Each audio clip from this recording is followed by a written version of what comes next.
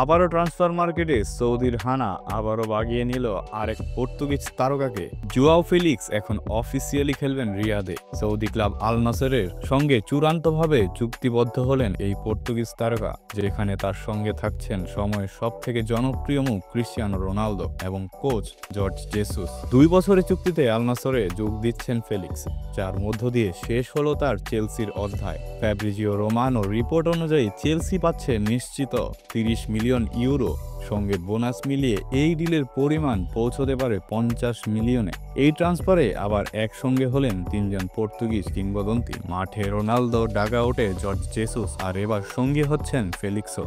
সূত্র বলছে রোনালদোর সঙ্গে ব্যক্তিগত আলাপই নাকি ফেলিক্সকে এই সিদ্ধান্তে পৌঁছাতে করেছে সহায়তা। শুধু তাই নয়, বাল্য ক্লাব বেনফিকাও ছিল ফেলিক্সের প্রতি আগ্রহী। 6 বছর আগে 126 মিলিয়ন ইউরোতে অ্যাটলেটিকো মাদ্রিদের কাছে বিক্রি করার পর তারা চেয়েছিল প্রাক্তন তারকাকে আবারও ফিরিয়ে আনতে, কিন্তু দ্রুত পদক্ষেপ নিয়ে এবং বিশাল অফার দিয়ে আল নাসর করল বাজিমাত আর ভেঙে দেয় বেনফিকার স্বপ্ন।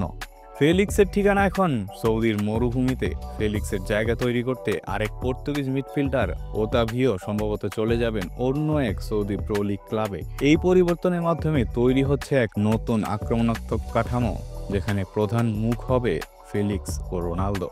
রিয়াদ এখন প্রস্তুত জুয়াও ফেলিক্স, ক্রিস্টিয়ানো রোনালদো আর জর্জ জেসুসদের নিয়ে। সেই সাথে হতে চলেছে সৌদি প্রো লিগে এক নতুন পর্তুগিজ যুগের সূচনা।